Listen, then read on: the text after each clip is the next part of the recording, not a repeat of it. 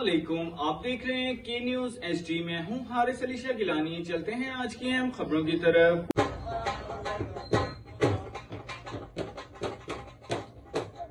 करेंगे साहिवाल का, जहां से रिपोर्ट कर रहे हैं हमारे नुमाइंदे मियां अली रजा।